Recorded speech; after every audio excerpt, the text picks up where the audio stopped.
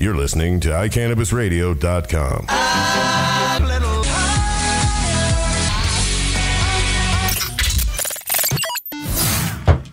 All right, and we're all about cannabis, and I apologize for us being late today. Unfortunately, I led our guests astray.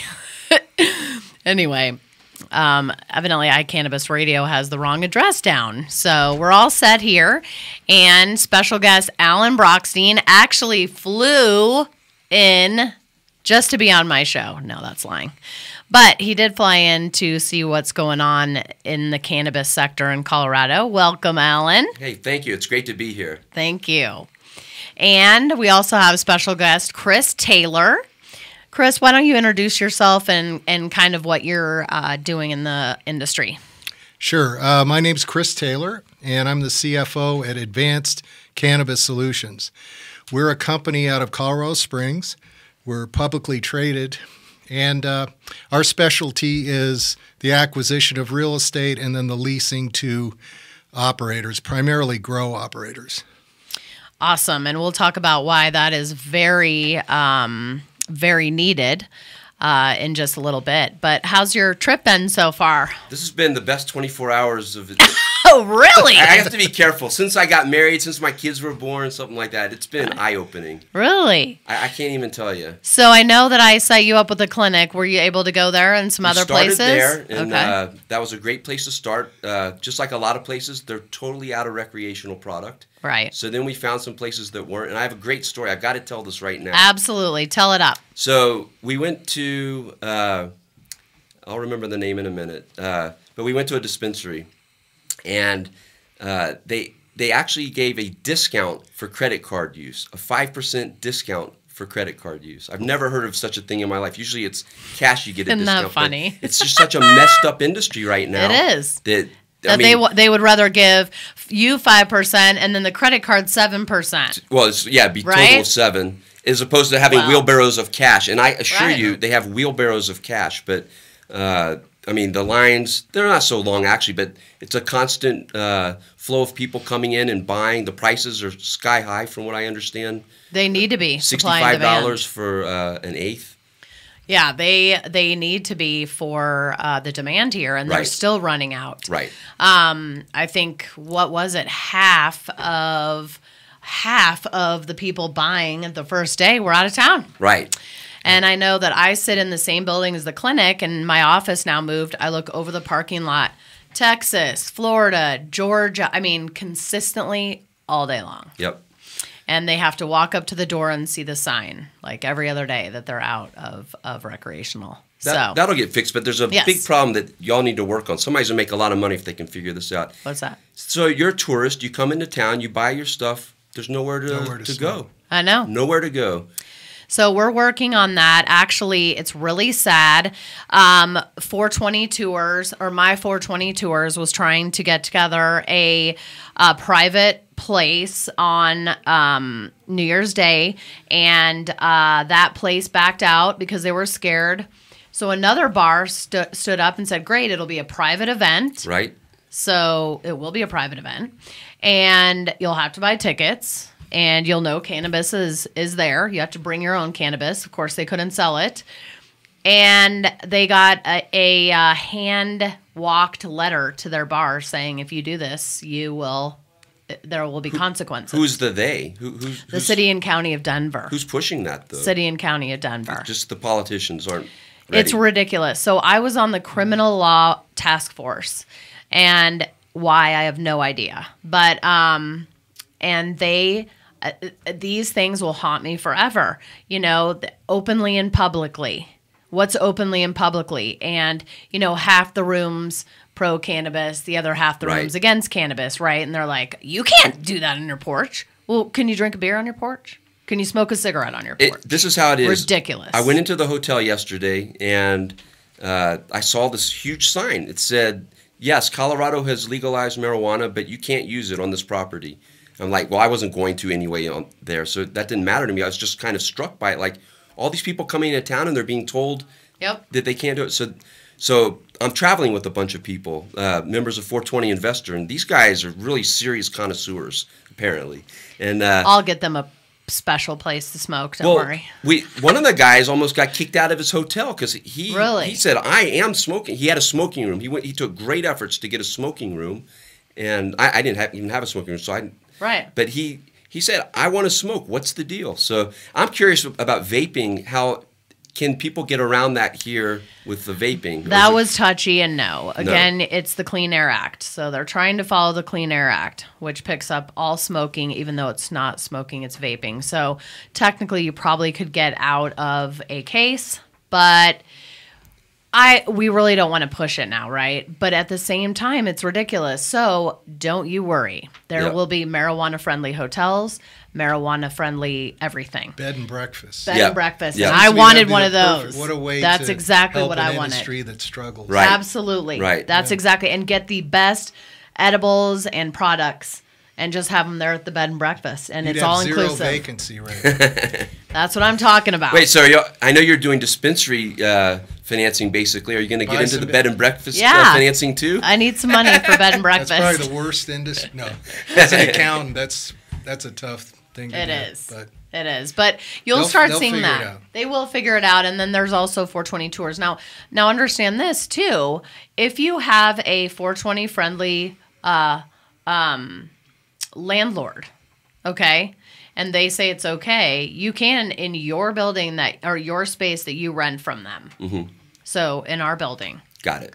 And other people that own the buildings, if they are doing it in the privacy of their office or whatever. But yeah, you're right. There is a big problem, and it's sad. And again, we made it legal now to put people in jail for that. Well, I don't think what I hear is they're not really Fines. enforcing it. It's $100 fine, I believe. Well, this guy was going to have to pay $250 room fee penalty and you have to pay for the rooms and $250 if he got caught using it. But, I think you need to look at the bright side. I mean, the bright side is, I've seen these people, for them, it was like today's MLK. It was like one of those kind of days for them to be able to, most of the guys are from the East Coast, and they walked in, and just to be able to walk in and see a store like this. Right. I'm not such a big fan, but I even was in awe it's amazing. to see the plants. We went to 3D, and they have all the plants growing in the the window. In the window, yes. exactly. And I was like, wow, and to smell it growing and all that, it was just, it's a phenomenal thing. But tourists will come, but Colorado's got to make it friendlier. They do. And, it's so funny because I think Vail came out with something. And it's like, really? Yeah. People have never smoked pot on Vail Mountain. Never. Well, they have these tour buses. Mm-hmm. Why don't they just park them in these campgrounds? And that's where people would stay. That is, it's very interesting because we did talk about that. Can you smoke in your car? Well, you probably can't. But what if it's an RV? What if it's a limo? With dark windows. You can smoke in limos because they're private. They're privately used. So it's very interesting. But that will come. Clubs will come. There should be, and people are like, well, what about driving? What about all the people that just left the Broncos Stadium that were completely loaded and had been drinking since 7 a.m.? Yep. What about them drinking? We saw them. I was out last night. We saw Wes Welker. Did you? Yeah. Where? He's like, wow, you're the guy from 420 Investor. No, I'm just kidding. Oh, I was like... No, he didn't really pay much attention to me, but it was at Cherry Creek or something like that. Cherry Cricket? Cherry Cricket, that's it. In Cherry Creek. In Cherry Creek. Yeah. Wow. So he was there right after the game. It was pretty amazing. Broncos and the Bud very Bowl. exciting. This trip's been just great. I had a empty seat next to me. We landed early. The weather was like 60 degrees yesterday. The Broncos won. The dispensary tours have been awesome, and now I'm here with you. So. That is fantastic. I'm so glad you're getting to see everything. Well, let's get you rolling. Kind of tell me how you got into this space and when did you see the need for this? Because I know there's a huge need for this, and too bad it wasn't 2 or 3 years ago, right? Sure. When people have lost everything because of landlords and everything else. But kind of tell me your story with cannabis. Sure. Well, I'm a CPA here in Colorado, and I've had my own practice for 12, 15 years, somewhere in there. And I was looking for something different to do in my business. And I can't really claim to have done it out of an activist role. It was in 2010 when HB 1284 came out, and all this stuff was starting to get talked about. And so I started reading the law. I started, going on the blogs and reading all the information on there. And then I just started going to events. I went to the KushCon in December and met all kinds of people, heard people speak. And then I got this bright idea that I would go ahead and specialize in MMJ in my practice because I couldn't find hardly any accountants doing it. And that's what I did. And I've done that now for close to 4 years, a little over 3 years.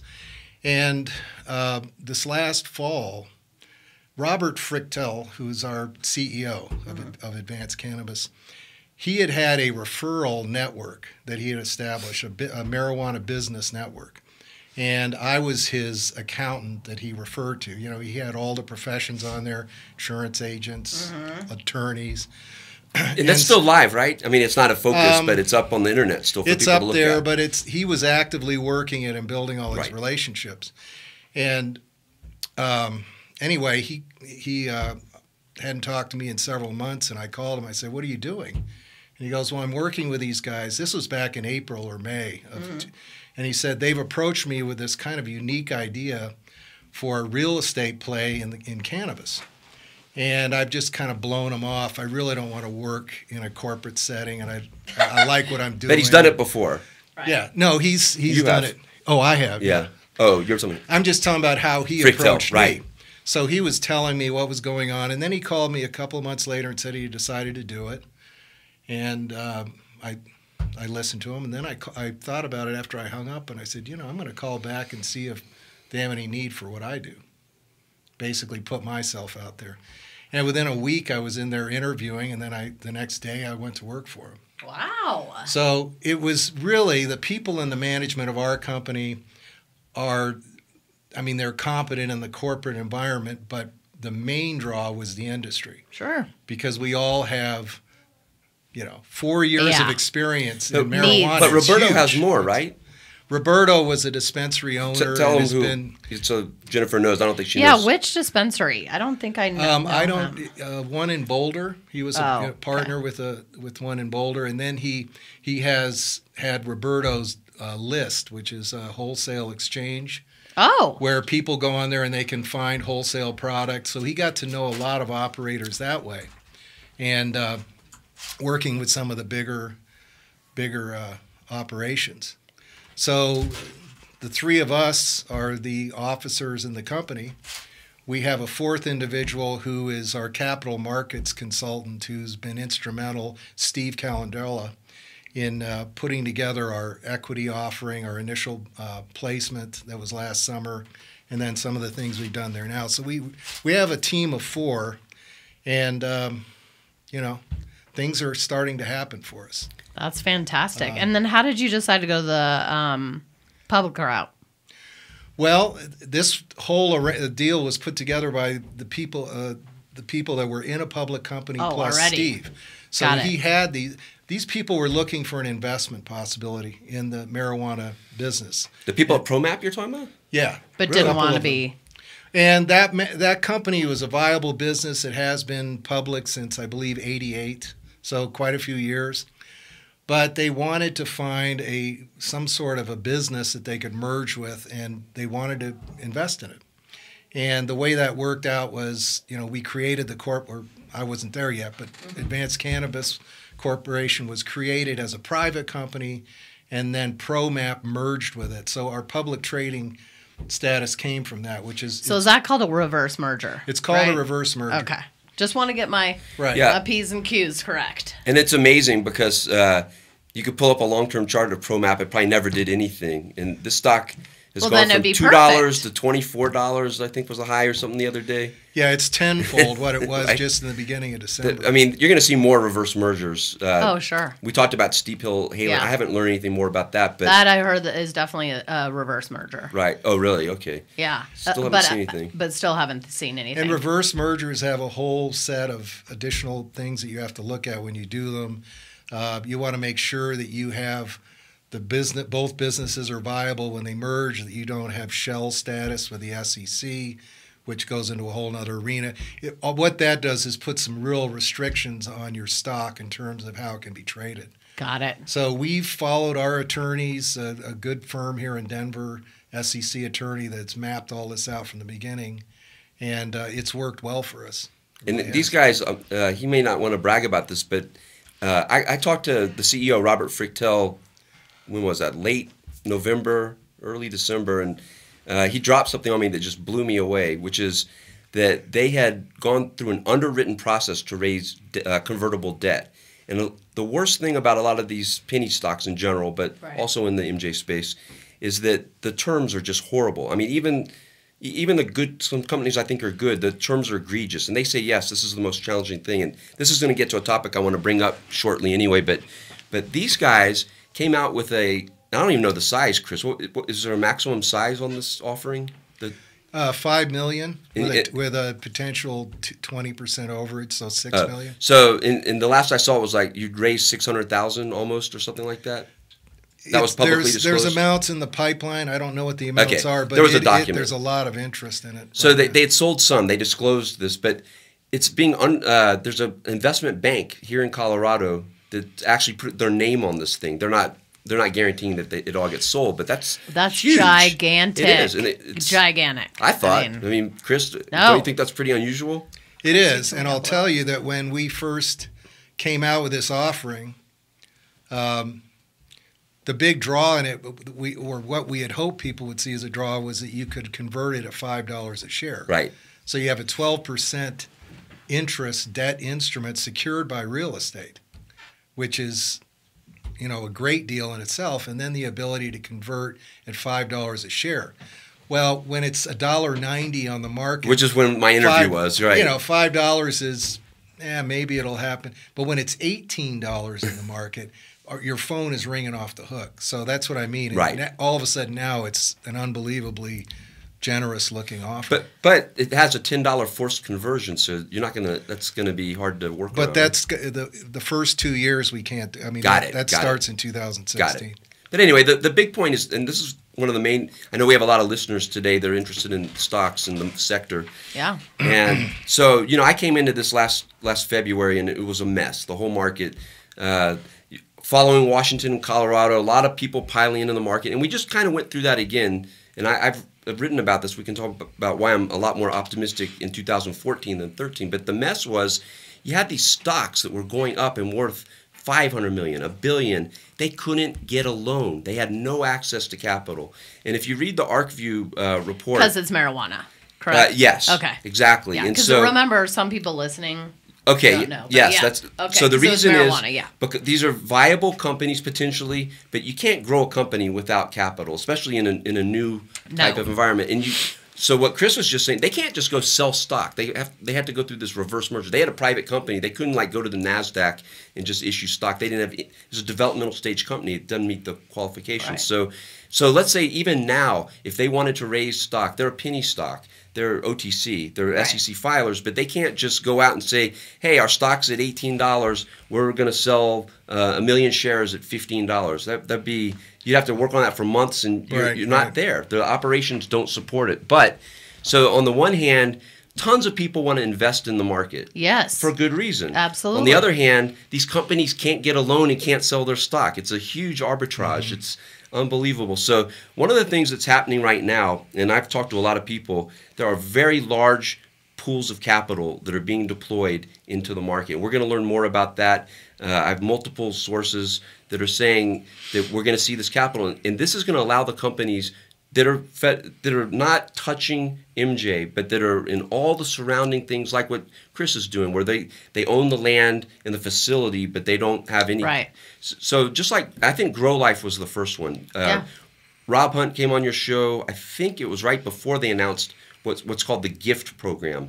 And, companies, penny stocks, they can put out a press release. We're going to do this. We're going to do that. Mm-hmm. And the first question for anybody should have been, okay, this sounds great. Look, you guys don't have the money. How are you going to do 40 million or 80 million of leases? that this is insane. You don't have the money. Then they came up with the JV, and you read the terms, and you're like, wow. And then you see who's in the JV, and you find out that these guys are going to join their board. Very big guys. Big guys. And so you're going to see a lot more of this. It's adding legitimacy. And why is this happening? It's happening for Sanjay Gupta. Oh, I was just with your friend Trip Kieber, by the way. Oh, were you down there? Yeah. Yeah, you were at his office. Yeah, so this is all, he's saying the same thing. Everybody's on the same page. You had all these entrepreneurs that were really excited, but there's a gun, they sense a risk, a big risk. And do you really want to take that risk? What's it take for you to take the risk? So first of all, Sanjay Gupta going on, that's a CNN chief medical guy, doctor. So he goes on, reverses, says, I screwed up. Apologizes. So that's good. That's probably not enough. But the Cole memo, the good Cole memo, the one from 2013, not 11, that really told a lot of these guys, you know what? They're not going to mess with me. I can do my stuff. Here's the rules. Right. As long as I don't go interstate, and as long as I don't mess with kids. Those are the two of the 8 main things. Well, and here's the deal. It's like, so get on. So California, like I just heard, there's going to be tons of letters already just went out in L.A. shutting down people. Yeah. And it's like, well, California, get your together. Right. I mean, come on. And that's the biggest market. It was the first market and the biggest market. Yeah. And it's like, what are you guys doing? Instead of fighting or getting around it, figure out how to make it happen. Yep. Yeah, and then now Florida's putting it on their ballot, Tennessee. I heard another one today, Ohio. Obama's on board? Not exactly. You can spin it that way. You know what? When Obama or anybody from the administration has a sick child with a seizure disorder, guess what's going to happen? They're going to be all over the news. But I mean, somebody that they know is going to benefit from cannabis. Right. Somebody. So it's very interesting. Well, we need to take a quick break, and we'll be right back. Cannapunch is a delicious and effective medical marijuana beverage proudly made right here in Colorado. Each bottle is freshly infused with 100% pure flower extract from the highest grade marijuana plants available today. Using proprietary extraction methods, every bottle of Cannapunch is consistently and reliably infused with an exact milligram dosage that you can count on to relieve your symptoms each and every time. Cannapunch is delicious. There's never any medicine-y taste. We use only 100% cannabis flowers. No trim or byproducts are ever used in Cannapunch. It does not require refrigeration and comes in convenient, resealable multi-dose bottles from 60 milligrams to 200 milligrams. We have drinks with dosage that works best for you. Cannapunch is available in a variety of delicious flavors like black cherry, watermelon, pineapple mango, and blue raspberry. And we now have strain-specific beverages available just for you. Cannapunch is delicious, convenient, consistent, and effective. Give it a try and experience the Cannapunch difference. Call Canisher at 1-800-420-5757 for all your insurance needs. Canisher understands the risks you face each day, and we are there to protect your business and your investment. Since 2010, Canisher has been serving the cannabis industry nationwide. Call Canisher at 1-800-420-5757 or visit us on the web at canisher.com to learn more about our insurance and risk management services. Proud member of the NCIA. Green Faith Ministry is for spiritual guidance, MMJ information, and networking combined with compassionate care on the way to enlightenment with all Green Faith sacraments. Green Faith provides charity assistance, including medical and food throughout the year. Contact them at greenfaithministry.com. And we're back. All right, so let's talk about then. So when did Advanced Cannabis Solutions, right? Mm-hmm. When did that? When did you guys, because I heard about you guys probably, I want to say a year ago. I'm not sure. And I'm very, this is like Chinese to me. Stocks are very Chinese to me. But I've only heard great things about you guys from people I've heard. And that's just me, right? Stuff you're going. Actually, there was like a couple other people. He's like, people are talking about us great. It's just exciting because, you know, what Alan and I talk about all the time is people want to get involved. And if they can't be in a state, what can they do? They can support the industry by investing in companies. Sure. Or they can try to make money, too. I think. Well, right. They can donate to support. Right? Right. But Well, I think what's appealing about us is we offer an investment vehicle, which is basically we're investing in real estate. So when someone buys one of our notes or they own a share of stock, that is backed by hard assets. This isn't just a wish and a dream and some R&D work that's going towards maybe some product at some end. This is an actual tangible. I love that. But there's more to the story. I mean, when I talked to Robert Frictel, the first start is to get a base of business he talked about. But what are you guys saying now, Chris, about the ancillary businesses you're thinking about or how you're going to approach that? Well, I mean, we intend to be very active. If we have a relationship with a tenant, first of all, that's somebody that we already know to some degree. We've done all our work on them. And at least initially, the first deals we're doing are with people that we already have business relationships with as in the management of the company. One of us in the management team has done business with them, knows them. They're a known. As a matter of fact, the deal in Pueblo was a client of mine, a tax client of mine that I brought.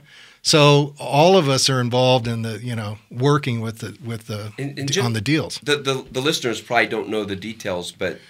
Can you just walk us through this Pueblo thing? I know that you bought it and it's being expanded, but sure, for everybody that doesn't know the story. Yeah, please, because I don't know either. Well, before I even go there, let me just say that the company had worked on several very large acquisitions, and those are things that we will get into as funds become available. But what was happening was we were selling this Spencer Edwards offering and raising money, but we needed a small deal to get started. And this operator in Pueblo, and I'll say, the company's name is Organic Solutions. Oh, see, this is the first I've heard. They're in Pueblo West, actually. Somebody I've known for several years, having done work for them, and they had moved into a grow facility, but were looking for capital to build it out. And this particular grow facility sits on 3 acres and had a lot of potential in terms of greenhouse. What is it called? I'm so sorry. Organic Solutions. So you bought a big facility that people can come in and grow in, or you buy just the building and you lease it back to them, the whole building, a little space? We bought an existing operation. So they were already leasing the building. Okay. And they had already partially built it out. And so what we did was we went to the owner, the landlord of the building, and approached them about selling it to us. And, they weren't in a big hurry. So that took some negotiating. But longer than y'all thought, actually. A little bit longer. Yeah. But we ended up with a deal that both sides liked, and we bought the building. And now we own the building and the 3 acres it sits on. And what we will do over the next 6 to 9 to 12 months is add greenhouses and add additional capacity to his operation. Now, an 8,000 square foot greenhouse doesn't sound like much, but in terms of what it will put in his inventory and make available to sale, it's huge. Oh, yeah. But it's 8 going to 40 ultimately, right? What's that? I forgot how big it's going to get after you make it larger. Well, we can go as high as 6 greenhouses. So that's 48,000 square feet plus the 5 in the building. So 53,000. That's a large grow. Right. That may be the largest in Pueblo now. I don't want to state that for sure, but I believe it is. The largest in Colorado is 120, I think. Is that right? Well, and it's great because Pueblo allows, and I guess it's Pueblo County, I don't know, it allows outside grows as well. But greenhouses probably are pretty suited for there because there's greenhouses, I know, in South Park. And it's amazing. Greenhouses are still fairly controversial. I mean, there's a lot of old school growers that don't necessarily believe in them and aren't convinced. But the ones that I've seen, in their basement. Yeah, and the vendors we've talked to that have given us demonstrations, these are state-of-the-art light deprivation facilities that are all programmed. They can tell exactly how much light needs to be in there for that flowering stage. They're really remarkable. So, that's fantastic. I've never heard of them. And the cost per square foot, even if, say, you go as high as $25 per square foot, which is a heck of a greenhouse, what is brick and mortar? It's $100, $120, 5 times as much. Good point. Yeah. Plus, we have so much. I mean, hello, it was 70 yesterday. Right. Exactly. 300 days a year, I think. But so you're going to get this base business, from what I understand. You'll do 1 or 2 more deals like this. You could do a lot more, probably. We'll do many more. Many more, okay. Because the real estate will anchor it, but then we'll also offer these services to them in the nutrient lines, probably technology as far as tracking plants. But this is stuff you're going to have to do acquisitions for? Or? No, I think these are just things that we can add to the mix as we acquire the assets. I mean, we have the stuff in place. We'd have to get the resources in there, hire the people, staff up on some of that stuff. I think one of the trends is going to be you're going to see a lot more good business practices being done. I'm sure a lot of the growers have not been doing things optimally. I don't know how many of them don't, but it seems like it's ripe for efficiency improvement. Not only that, but a lot of them won't listen. Oh, well. A lot of them are, they're the grower. They know everything. Oh yeah, that's your line. But they're going to be out of business because there's going to be. They are because listen, if I was starting in another state, I'd find a horticulturist because they can learn marijuana. So a big industry trend, capital coming in, good business practices. These guys seem like they're trying to take advantage of both of those. I just told you the raising the capital and then the ability to. What I'm learning from your friends at Grow Life, for instance, you can sell equipment, but in the end of the day, you're not going to get rich just selling equipment. You've got to sell a lot more. And so I hear some similarities, not only between those two companies, but also other ones where they're really trying to leverage their relationships. And so there's a lot of guys in this industry, on the private side too, that have huge Rolodexes. And as you get bigger and bigger growers, for instance, or retailers, depending on what state you're in, like in Washington where it's going to be all separated, you're going to have companies that can really work closely with those companies to help make them better, whether it's through software and technology, through equipment, through leasing, capital, finance type issues. So I think that's where we're headed. No, I do too. And are you, have you purchased anything out of Colorado? No, not yet. Okay. We have a lot of interest outside of the state. We like Colorado because of the regulatory environment. Sure. We also know the players here, but eventually we will. But be honest with you, the demand in Colorado is so great. Well, yeah, we're out. We're out of weed. We're out of recreational. No, marijuana. we believe there's almost an unlimited number of deals to be done. It's just a matter of finding the right people to do them with. But the demand is incredible.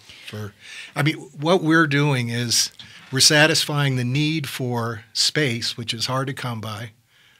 Landlords don't necessarily want to rent. There's a shortage of space especially in the Denver area. So we're helping that to resolve that. But then the capital to grow these things. I mean, these companies become, the good operators are quite profitable, but they, it would take them years to accumulate enough to really do a grow expansion. So federal banking would kill you, basically. If the federal government said, go ahead and lend to the marijuana space, we're all for it now, that would be a problem for your business model, right? I don't know. Well, here's, and I'm glad you asked me I'd rather that. give him money than the federal government. There is a misnomer out there that it's just a matter of federal regulation, and if that were lifted, all the banks would come rushing in. What's the other stuff? The other stuff is that the board of a lot of these banks don't want to be involved. They're worried about their reputation risk. That's so true. That's probably even a bigger deal than the federal thing, because I've had clients that have had bank accounts with banks who wrote them or called them and said, even though we've been doing it for a year or whatever, now we have to terminate it. And they asked why, and it's because there's somebody on our board who doesn't like the idea. So stigma is still a problem. It's huge. Stigma is a huge problem, and that is my personal mission, is to change the perception of cannabis all around, not just medical cannabis, but recreational cannabis. You can't just do the medical. It's because it's recreational. Recreational cannabis. How come I smoke marijuana and I'm all of a sudden a stoner, a loser? I won't go anywhere with my life. I mean, it's absolutely ridiculous when I know people are destroying their life on alcohol. Right. Destroying their life. Well, we were talking about this at dinner last night. okay, I want to paraphrase this. I want to make sure I say it right.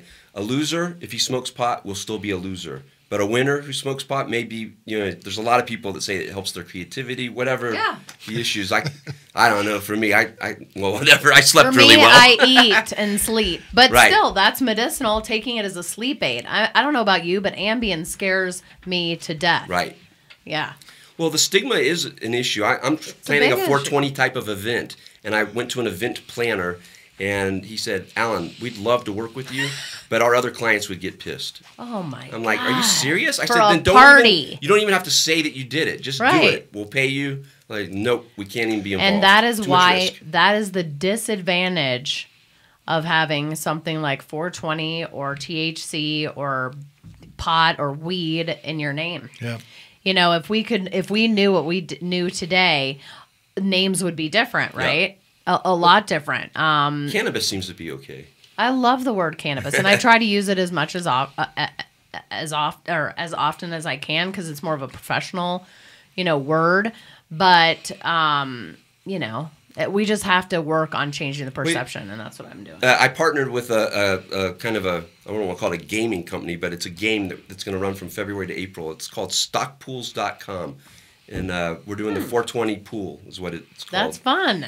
And so I was writing about it, and I said, pick the perfect pot portfolio. It sounds good, right? Pick the perfect pot portfolio. So some of the people said, Alan, you can't talk like that. You've got to say cannabis. So I turned it into the Capitalize on Cannabis contest or something. But it gets to the stigma point. And it does. I don't know why you can't say pot. Pot's not derogatory. I know. But that's the way it works. Well, how come every time there's an article about marijuana, there's a huge pot plant in the foreground? Pot. I mean, and weed and pot and weed and pot. They can't even say marijuana. And let me tell you this, those lines out the door the first day, they had people that looked like you. They had grannies. Right. They had young people. And guess who talks on the TV? Yep. The biggest stoner they can find that has missing teeth. Yep. And, I mean, not that. We saw her yesterday. She was at the Baggy dispensary. pants. We did see her. Yeah, baggy pants. They look like they're in their pajamas, and all they do is smoke pot all day. But they don't pick like the attorney in the line. Right. Or, little do you know that your cardiologist, your stockbroker, your lawyer, your dentist, they all smoke pot probably. Yep. Because they have to deal with you. No, I'm kidding. They ingest cannabis. Is that what you meant? Yes, cannabis. Well, let's talk about cannabis concentrates real quick, because I know that's really big here and a little bit out west. I'm curious if you have a view on the health side of that. I do. I have an opinion, only opinion, and you know what opinions are. Yep. So, concentrates are very needed because my dad just had prostate cancer. He needed about 1,500 milligrams of CBD a day. Okay. There's no way you can it's a big pill. smoke or vape that. So you have to have a concentrate of that. And of course your body, gets a tolerance. But what bothers me about concentrates are we're doing things to hash that we've never done before. Right, the butane, propane, hexane. And when somebody with cancer calls me and goes, I want to get Rick Simpson oil. Rick Simpson oil is simply hash oil that was extracted with naphtha. Right. Which is paint thinner, basically, okay, and causes cancer. And it probably does strip the cannabinoids off, but what are we trading for what? So we just need more science to back it up. But so it needs to be CO2. You had that last week. You were talking about it needs to be CO2 extraction. Well, no, it doesn't need to be, but it definitely needs to be a closed loop system, and you need to be getting all the butane out of it. Now, does butane change the molecular structure, all of that? I don't know. I've had scientists on that are absolutely against butane. I have been up and down, and I've given my opinions about things, and I've been called out a lot of times, But what I can say for sure, young people push everything. They push the limits, but they're especially pushing the limits of cannabis because you cannot die from cannabis. So how many dabs can I do in a row? Right. Well, that's great. If you can do 15, but what if that has 50,000 parts per million of butane in it? Then it's a problem. Every time you're dabbing.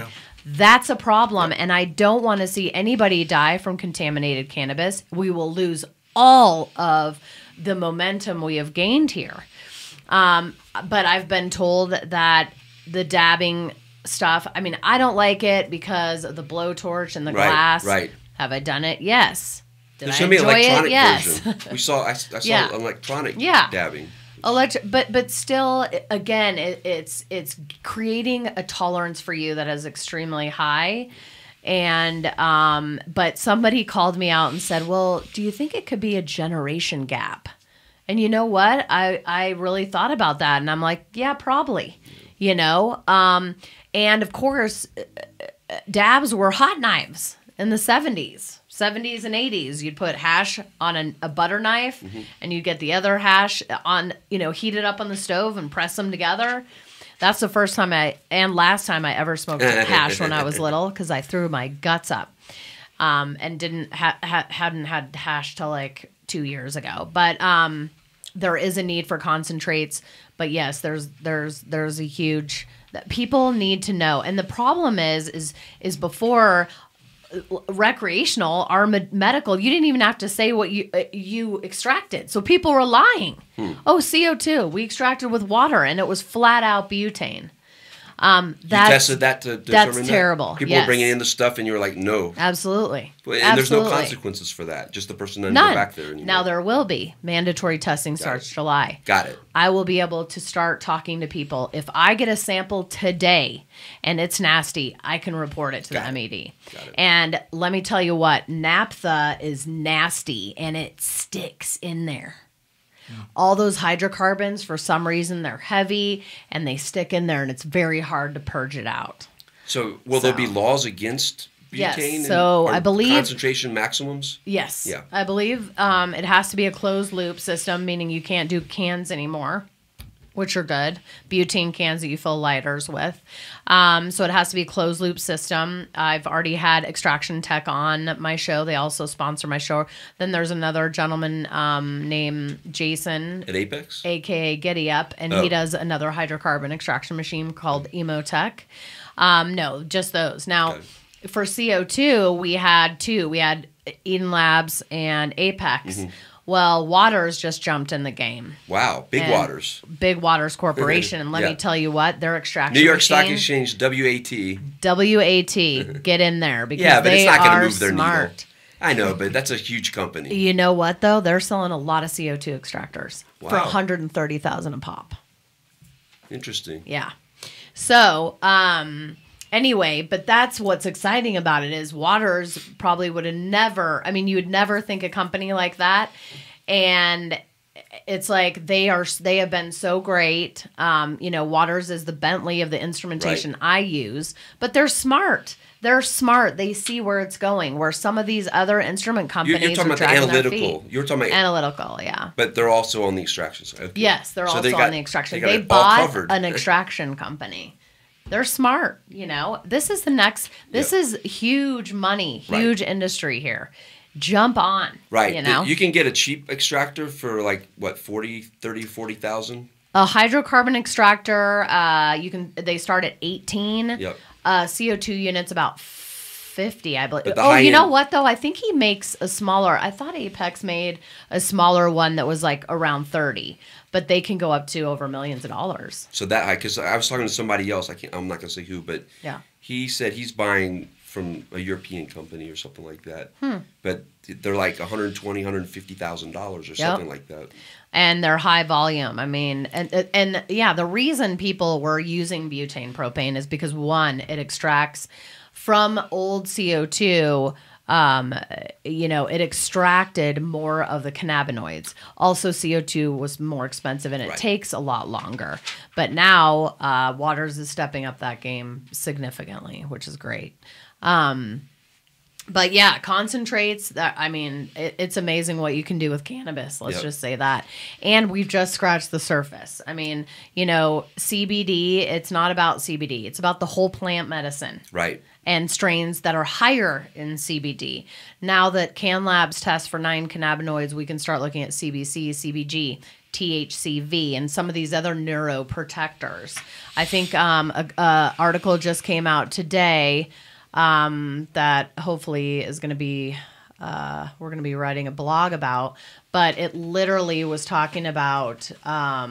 Wait, are you writing blogs regularly now? Yes. Is that new? Have you? Yeah. So if you go About Can Labs down to blog. Got it. So that's new. That's why I didn't. Well, it was always there. It's just Heather is so busy that it's hard for her to blog. But you're back on. But we're back on. But it is. Talk about it. But it's talking about how it's a cannabis is a neuroprotectant for binge drinkers. That yeah, no, I mean there's definitely a big story there about adding CBD to alcohol to like protect or put it right in the alcohol. It's like when they came out with energy beer. Yeah. I about died. I'm like, that's great for a heart attack. At least pot and alcohol are both downers. Yep. Right? Well, let us take a quick little break and we'll be right back.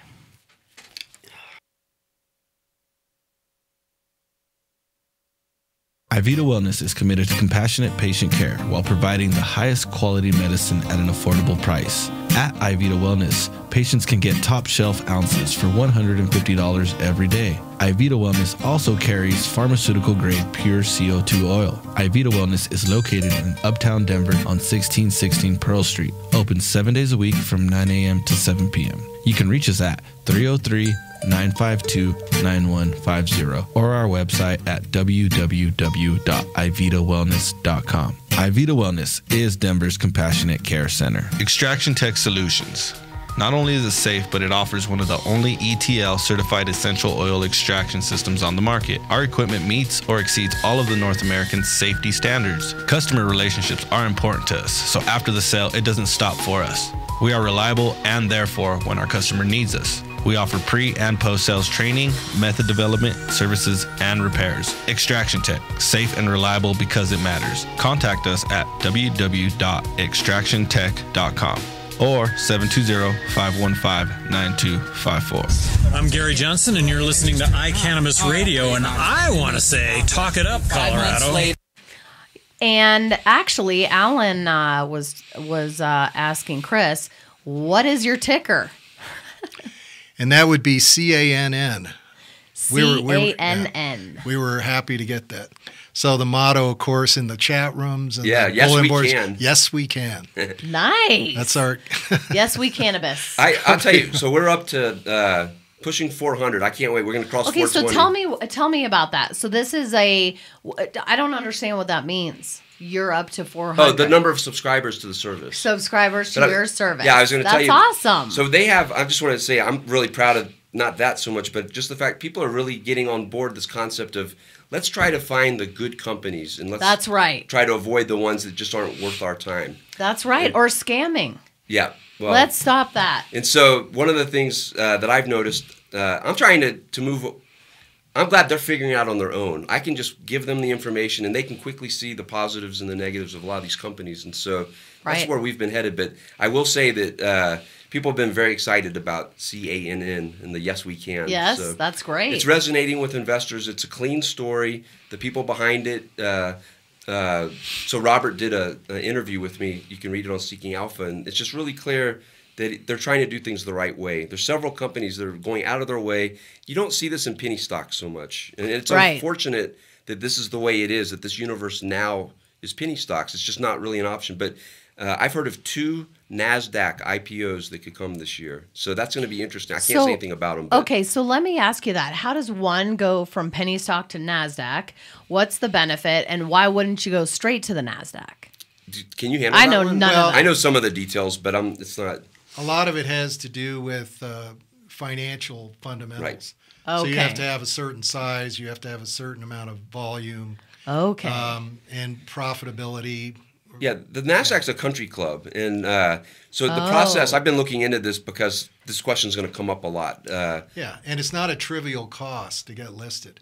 Okay. So starting out as a startup, even if you could, you wouldn't be able to afford probably to do that. Okay. But we definitely, that's part of any public company's plan is to because you want to you want to get it going. So you can break the universe. You and I have talked about this before into a big break is pink sheet versus OTC. And OTC is SEC compliant, and the pink sheets, some of them give pretty good information, some of them give terrible information. So there's a lot of grades in between there. But so the pinks are always talking about uplisting to the OTC. The OTC, it doesn't happen that often. I'm trying to find out what the actual statistics are.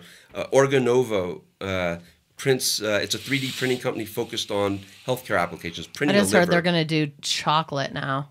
Same company? No, I think 3D, we're talking about different. Oh, yeah, printer 3D. With chocolate. Well, this one does livers, which is a little more interesting. Oh, my Lord. Livers. And so that was an example of one that went from the OTC to the, I can't remember if it's the New York Stock Exchange or the NASDAQ, but people talk about it. It's hard to happen. I've been looking into it and with somebody who's talking about it, who knows the business. And basically, the NASDAQ or the New York Stock Exchange will assign you somebody who reviews your case. They work with you to review it, and it's a very grueling process apparently, and you don't get a lot of chances to do it. You've got to do it right. Mm-hmm. And so you want to have a certain amount of financial filings behind you. They really don't. For Advanced Cannabis Solutions, they're too new. Right. But even companies that have been around, the financials aren't going to cut it. So, well, go ahead. Sorry. I was just going to say the thing about these financials is by the time they get out and they've been audited and whatnot, and then released to the SEC, it's old news. Right. So if we come out with our 10K, which is due March 31st, I guarantee you there's going to be a whole nother world of activity going on at that time. Right. So the investor is usually, 2 or 3 months behind. I was talking to Alan yesterday. I was kind of complaining about one of the aspects of being in a publicly traded company is this inability to really talk in real time about what's going on. He's talking about Reg FD. Yeah. Look at him. He wants to say something he can't. So I told him, I said, it sucks, basically. Because I know things that I can't tell you. And so they're looking at you suspiciously. Well, and you're like, I want to tell you, but I can't. Yeah. It happened to Grow Life, by the way. Remember when we had the call-in? I called in and Rob and Sterling called in. They were sitting on huge news, and they couldn't say it. They were like 2 days away from being able to say it. Right. And so the stock took a hit because I think some people wanted to hear something and they didn't hear it. And investors, especially in penny stocks, look, people are trying to get rich. There's no doubt about it. This is a hot trend. People want to make a lot of money. Right. And so they want it now. And that's fine, but let's make a lot of money with people that are really doing things. Right. And you'll find, too, that people like Robert and me, we spend a lot of time on the internet in these bulletin boards and these chat rooms because we want to see how people perceive our stock. And I found Alan's 420 Investor because you had done a piece on Alpha, Seeking Alpha. About what? And, I think it was an older piece. Oh. It might have been. Yeah, it was before you guys. Obviously, you were probably MJ&A. Right. So that's how I found you. I found this investor group and I joined. Chris is a member. We disclose all the.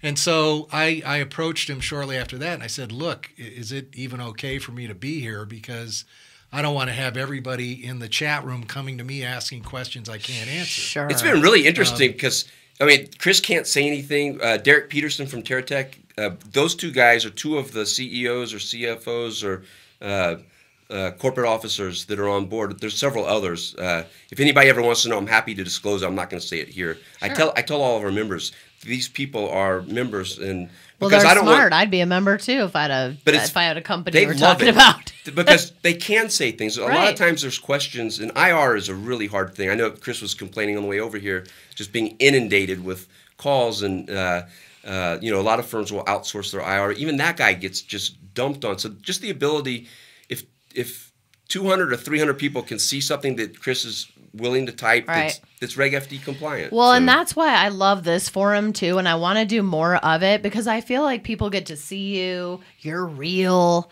you have, I can't even imagine if I could see or hear the people that I was investing in, especially like smaller companies and in a new industry. So I think it's great, and I plan on doing this. If I can do it once a month or once every 2 months, have people on and get questions answered, because I think it's great. And when Grow Life was on, I mean, people loved it, Right. and they loved, they were like, God, that Sterling guy. Yeah. It's like you can read something and get an opinion of somebody, but it's much different when you hear them. You can see their facial expressions. And everybody should know this by now if they're familiar with you, but there's like no rehearsing here. I mean, No. I told Chris on the way over here, it's like, we don't have a script. It's just whatever Genifer jump in says, the we're just seat. going to go with it. And, That's right. And there's And- something to be said for people who are willing to walk into that. I mean, I'm always willing to, but, public company, they want to Right. be very careful about. And, staging. of course you have to. And I'm not here to out anybody. I just want to ask questions and get answers, for the most part, and to try to take care of those people that aren't in the industry, we take advantage of because we're in ground zero. We know so much, and people out there, they don't know. Right. All they see are the pictures and, stuff like that. Well, I'm working on that, by the way. I was going to ask you, I'll say it now, but later, if you're putting stuff out on your blog again, I want my readers to have an easy way to know about that. So Absolutely. I'm gonna work on that. I talked to somebody else today that has some good stuff, and we're all about educating. We have, on the website, it's a lot of stock stuff, but people really want to learn about some of the nuts and bolts in terms of what's going on. What's that, Chris? Alan's posting is so prolific that we had one guy on there today thinking he might be a robot. Oh, yeah. Well, because this guy, I mean, and last night it was at midnight? It was pretty late. I was up and I at shouldn't 3. be posting in those conditions, but I did. But it's not about me, by the way. This is what's great about it. There's a company in Washington called MSIG. They make a $10 vape pen. And so, it's the disposable, right? Oh, I had that at in Seattle. I got one of those. Got it. Not bad. Not that. Was it that one for $10? I think it was. I've seen them on the internet for $50. They're little like this. Yeah. It looks like a cig. Yep. They have a version 2 that just came out.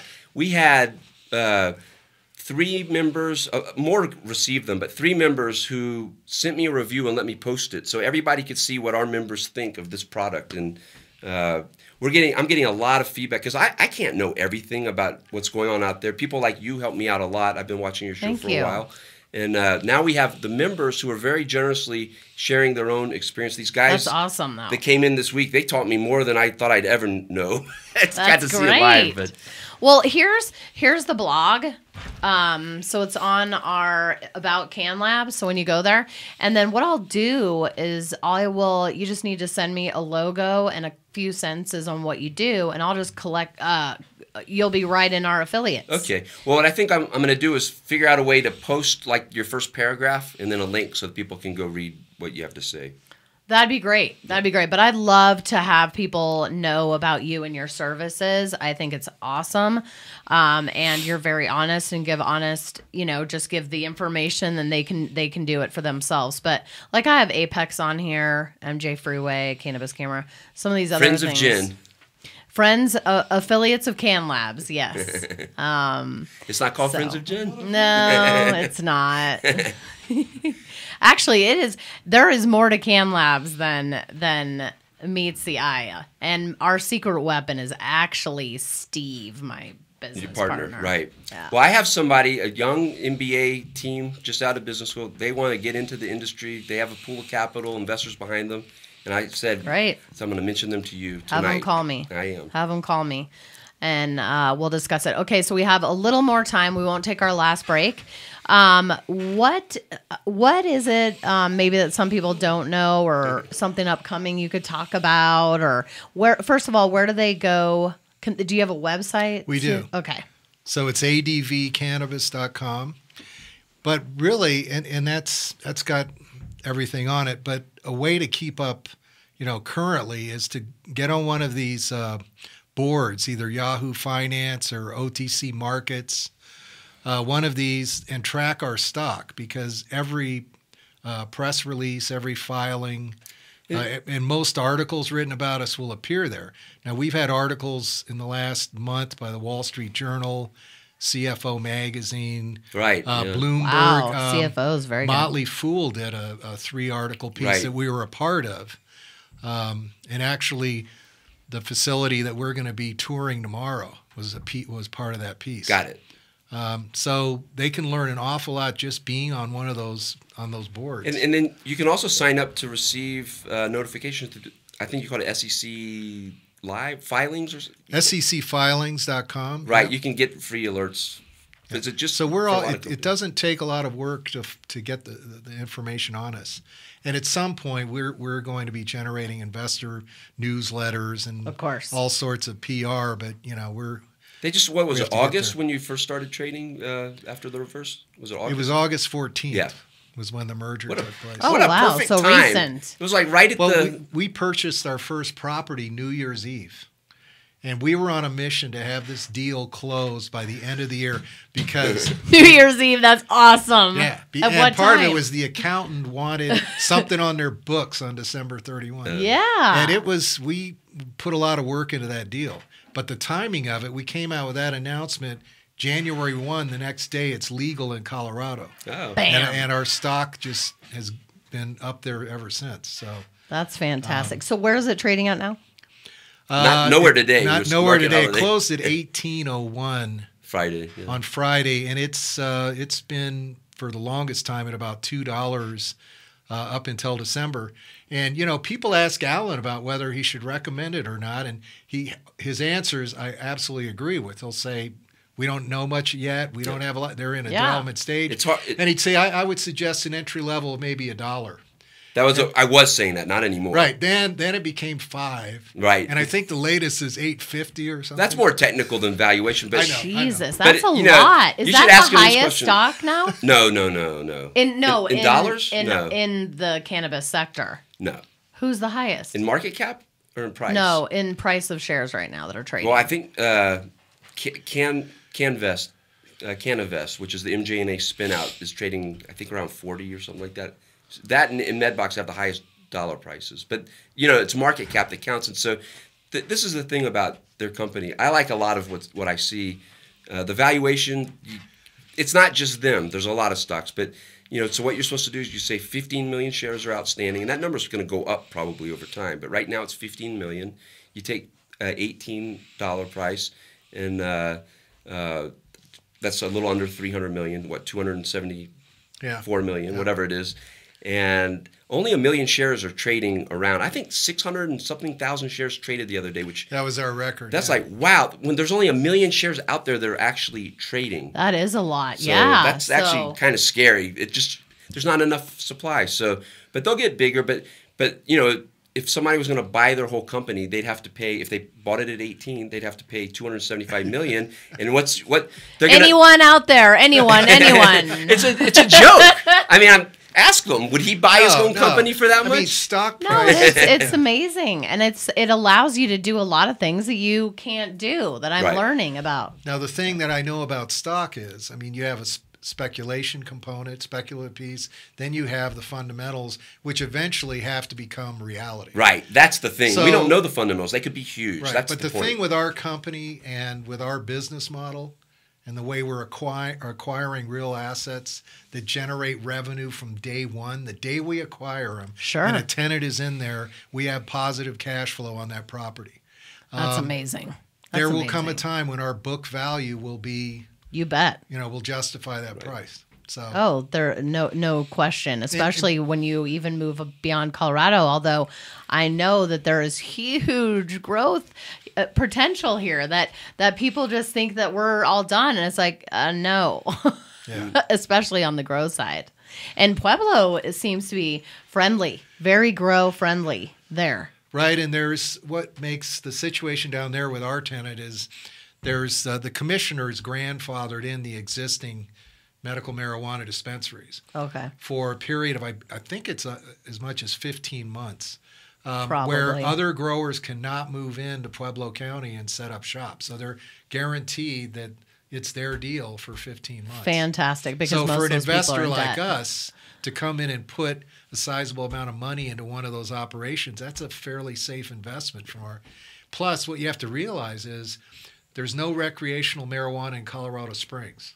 Right. So the entire southern part of the state Is and going from there. the springs down, Manitou Springs, New Mexico. that's a big population. Yeah. So New Mexico. Pueblo New will Mexico. be serving that market. They will. And Colorado Springs is thinking about that right now. They are very close to going rec, I think. Because And getting Boulder good did the at- same thing. They're like, people are just going to drive down to Denver. So, getting good employees and finding cost-effective real estate in Pueblo is easy. It's not the prices aren't nearly as high as Denver. And, Right. For our purposes, we just need, a brick and mortar box or piece of land and it's done. And but the best thing about it is you're cannabis friendly. And that's what I tell people in other states. It's like, okay, don't get your party hats out yet, because just because it's legal, medically legal, doesn't mean now you have to prove to the landlord and the telephone company and literally. So to know my best advice to growers is, anybody in this business is, if you can own it, and if you can't, you need to find a company like yours to help out. That's definitely cannabis friendly. Yeah. Because how many people lost millions of moving out of grows. So, all right, we're over a little bit, but thank you guys so much for coming in. Alan, I'm so excited that you actually got to come in I want to come back monthly, but I don't know see where the magic happens. Exactly. And Chris, thank you so much. I'm so excited to meet you, and I hope we can stay in touch and definitely have you guys back on. Okay, thank you. And I'll forward any messages that get to me to you.